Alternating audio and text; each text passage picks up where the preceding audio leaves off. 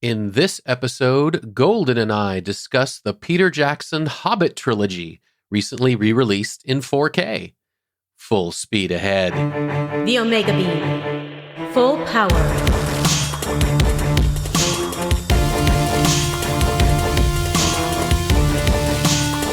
Welcome to the Omega Beam number 115. I'm your host, Oren Merton. So, Peter Jackson's 3 Hobbit movies came out quite a while ago, and they've been available on HD video for quite a while too. I'd seen the first 2 in the theater, and they were okay, but I wasn't drawn in enough to ever see the third. However, over the years, I have been curious, both about the third Hobbit movie and also about all of the direct-to-video extended editions of those movies, none of which I've seen. Well, Warner Brothers recently released all of the Peter Jackson Middle-earth movies in 4K. So this seemed like a good opportunity to finally watch the extended versions of all 3 movies. Now, we're a bit looser on spoilers because, like I said, these movies have been out for quite a while. So please keep that in mind. And let's get to it. I am here with Golden to talk about Peter Jackson's Hobbit Trilogy. So this is a rewatch / watch for the first time that we did because they recently came out in 4K and I had never seen the third one. And I think I went to go see all of them in IMAX 3D. Did you? When they first came out. Yeah, so I saw the first one and I was kind of disappointed by the tone. And then I saw the second one in the theater as well. And I was so disappointed with the tone that I never saw the third one. And now that they're out in 4K, I figured, okay, let's revisit, look at it with fresh eyes, and finish the trilogy and see how it is now, how it stacks up. Full disclosure, I love the book. J.R.R. Tolkien is one of those authors that made me want to be a writer myself. And I love the book. And the Hobbit is a children's story. It is not a dark, high fantasy epic in the vein of Lord of the Rings. The original Hobbit, I want to say I read he originally created it as bedtime stories for his kids, but there's lots of onomatopoeia, ooh and oh and rolling down the hill and things, and it's very amusing, it's very light. The ring Bilbo Baggins finds is just a ring of invisibility. It is not a massive ring of power that can destroy him and corrupt him. There's songs all the way through. And see, for me, I grew up with the Rankin version, the animated version of The Hobbit, and I loved it so much. I actually had it like as a book on tape. As a kid, I literally wore the tape down.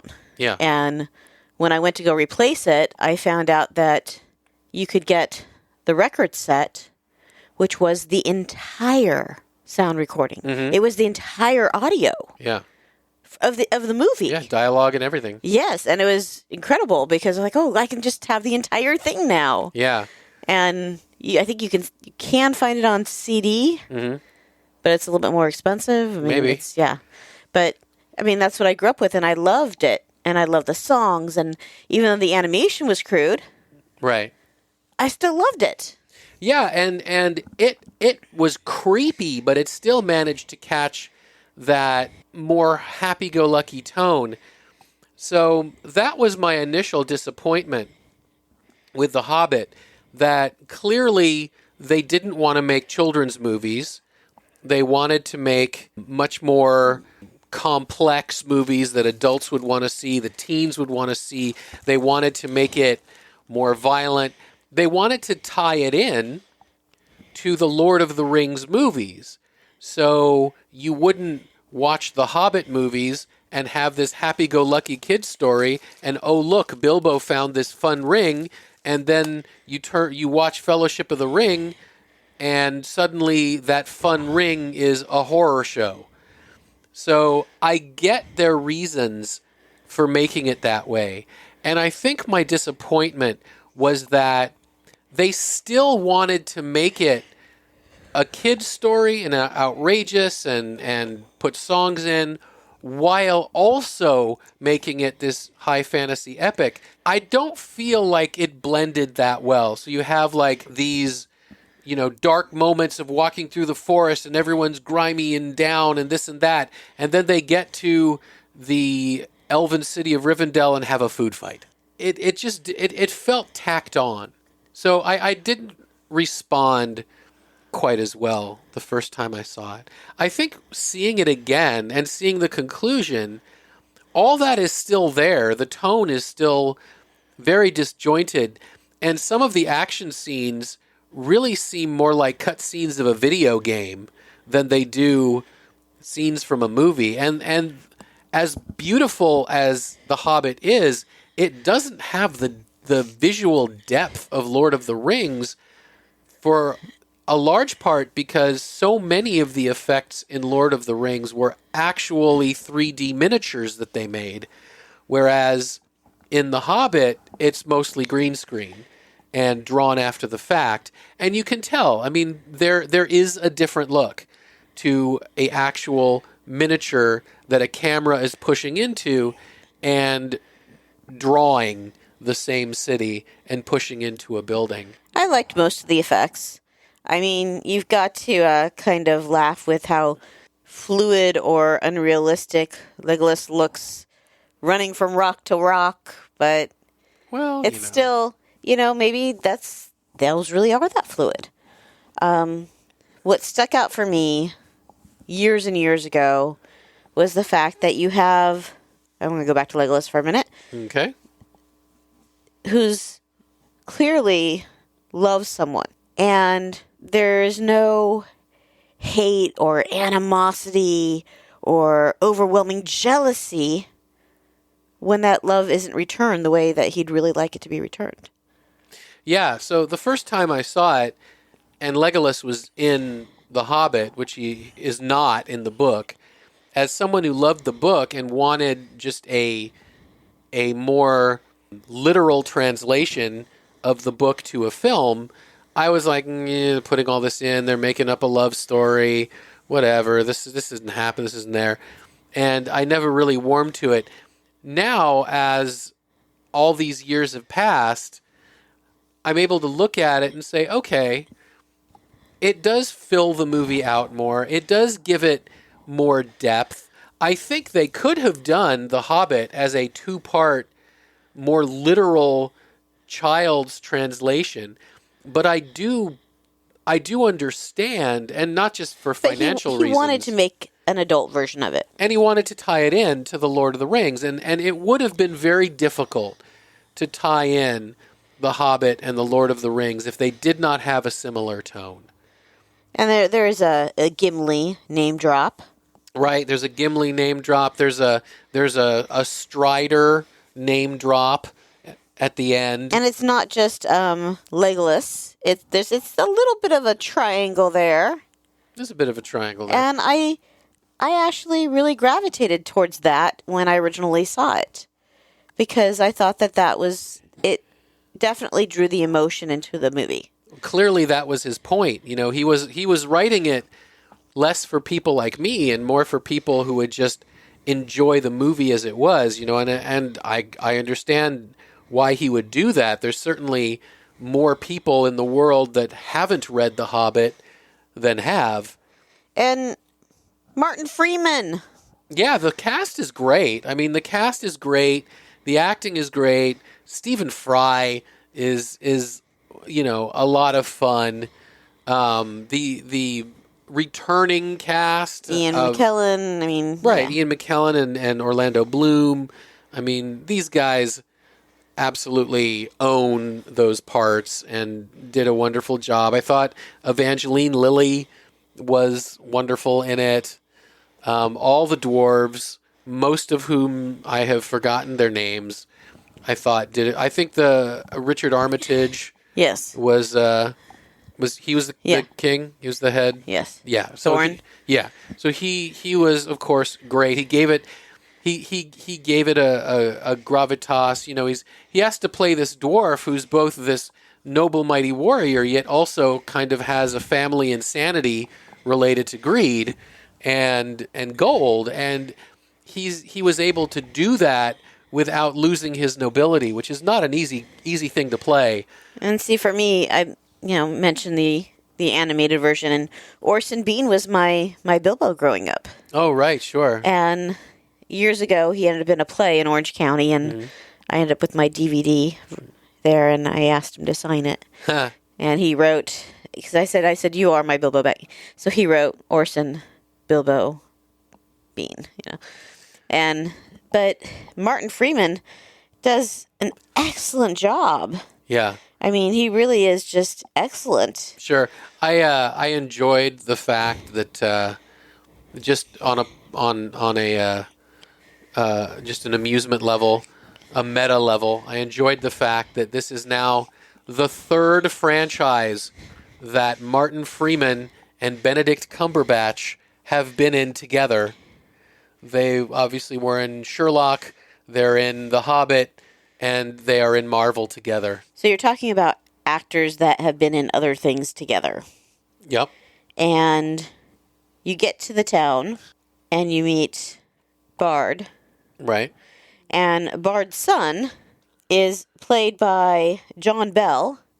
Okay. Who is also from Outlander. And Outlander also has Graham McTavish. Who's one of the dwarves, right? Who's one of the dwarves. Yeah. And also soon to be a man in kilt. Soon to be a man in a kilt. Yes. That looks like a fun show. But, I mean, I was watching them like, I know that kid. He said, Dad. And I'm like, I know that voice. So, I don't think they ever shared scenes. Mm-hmm. But it was like there's two Outlander cast. And I saw these movies very shortly after another show, which I think might have been done by BBC America. I'd have to look it up, called Jekyll. Okay. And the main actor was James Nesbitt, who plays Boffer. And there he is as a dwarf. And I have to say, for me, anytime Boffer was on the screen, because of admiring James Nesbitt in this other show, it was like, he's just fun to watch. And obviously that's something that was important to them, because they did want it to be fun, even though it could be quite dark. Speaking of the darkness, in The Hobbit, Gandalf would every now and again just say, okay, guys, you go do this. I have something else to do. Bye! And he would just take off.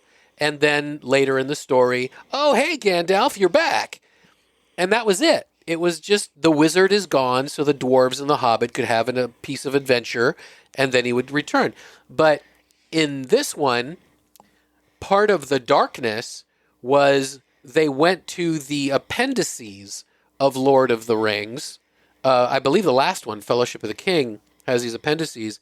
And they pulled out things that Gandalf had done and put them in this movie. So that was another way in which they integrated the two films, and they brought darkness into what was a child's adventure story. And, looking at it now without the disappointment of the past, looking at it fresh, I think it was actually well integrated. I do think they did a fine job of the way they did that. And as I said, I didn't think it needed to be done, but if they were going to do it, I think it was done well. I enjoyed... There were times when I originally saw it, I was like, I don't remember this. And, okay, I can get around that. For me, I'd always like to see a dragon that has arms, legs, and wings. Right. Not just a wyvern.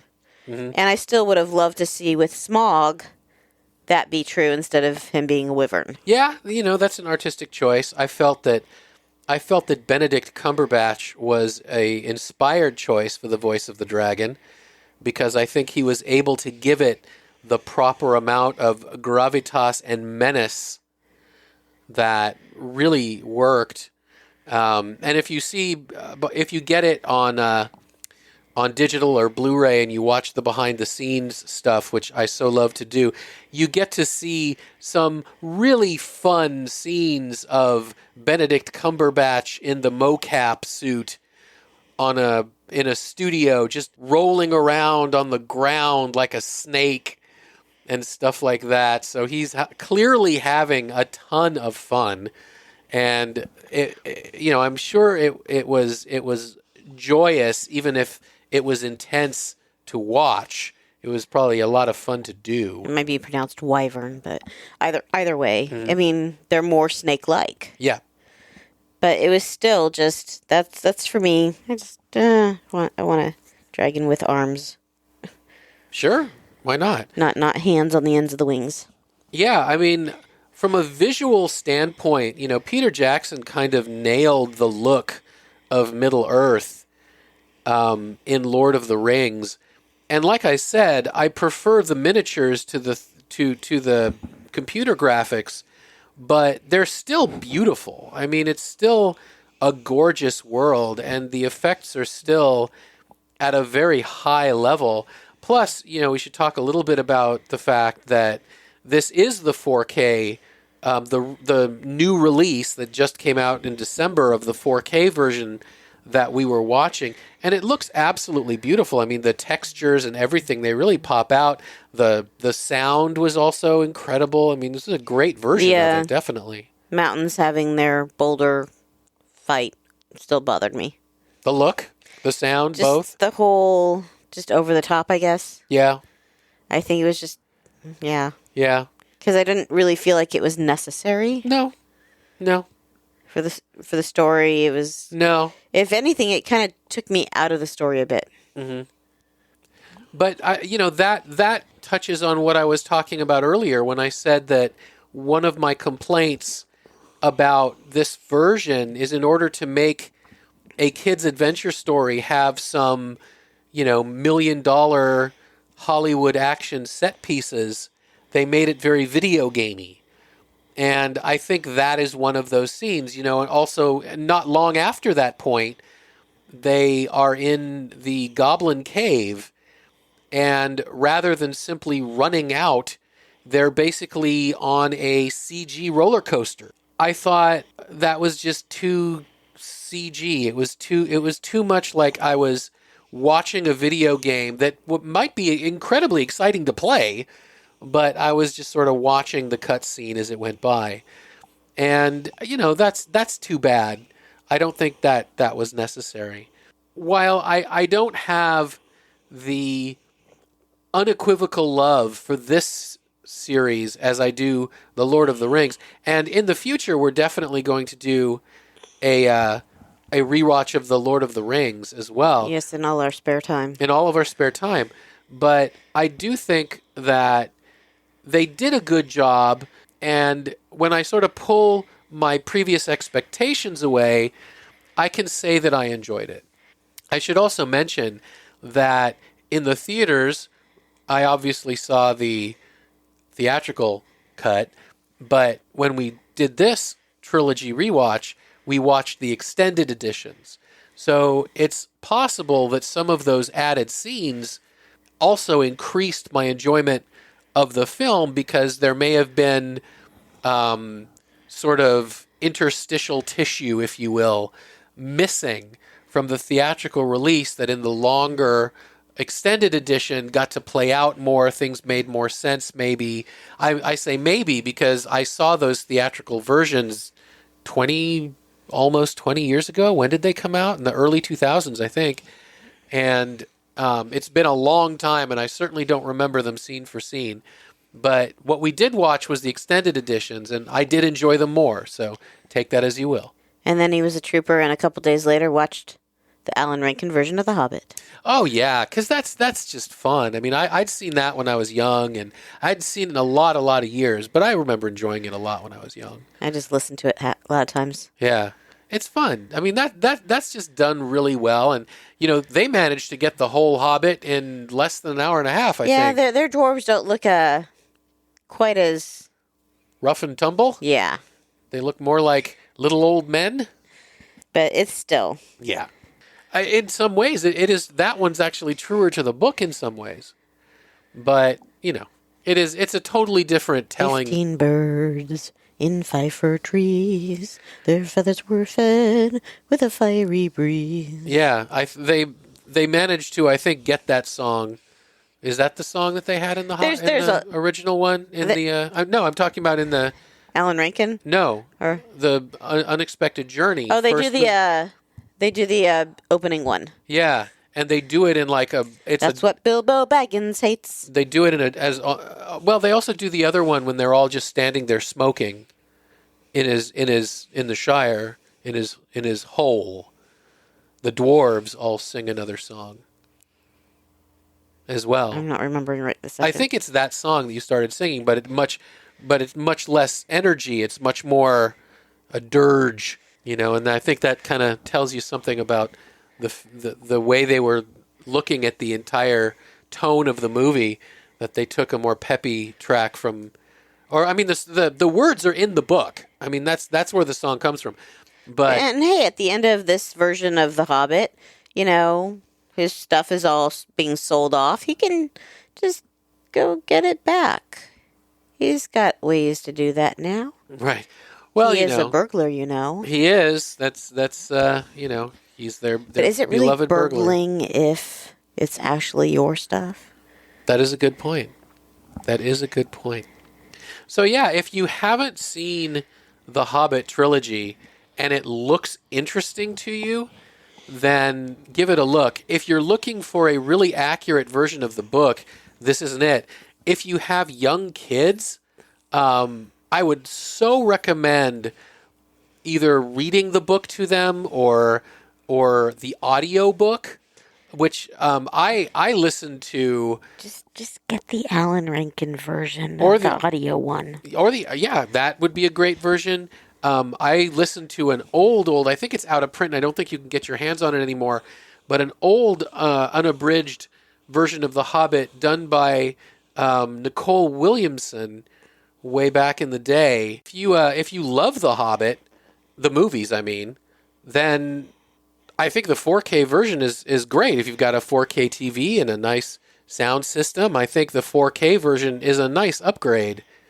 I hear they're going to be coming out later in the year. I don't know if it's just on Blu-ray or probably it'll be digital too, but a complete set of all 6 4K, all of the Middle-earth movies if you want to wait for that. But, I thought it was a good version, certainly. Yeah, it's not one that I'm going to go back and watch over and over and over again. If for no other reason than they're that long. Yeah, that's part of it. Yeah. Is that it's hard to watch one and then not want to watch the others. And they're all 3 hours. And there's other movies, there's other shows that I'd like to watch. Right. Or rewatch. I do have to say, though, while we're talking about Middle-earth, Amazon is doing a series that takes place in Middle-earth, though it's like 1,000 years or something or whatever before the Hobbit. It's about the history of Middle-earth. And I love high fantasy. I love the genre. I love Tolkien's Middle-earth. And there's so much meat there. He did such an amazing job of world building that it really leaves it open with characters he's created to tell some fun stories and really run wild in it. And if I recall correctly, they did a few of the shows, and the studio liked it so much they then greenlit the whole season from those couple shows. So I'm very much looking forward to the continued story of Lord of the Rings on Amazon television. I think I hope they do a great job, and I'm optimistic they will. I think there's a lot of story to tell, and hopefully they'll tell it well. I hope so too. Well, thank you, Golden. You're welcome. And that's it for this episode. You can find the show notes at theomegabeam.com/115. If you liked this episode, please leave a review wherever you listen to podcasts. Reviews help people who like this stuff find our podcast. If you have any comments or suggestions, please drop us a line at info@theomegabeam.com. Be good to yourselves and each other, and we'll catch you next time. The Omega Beam. Full stop.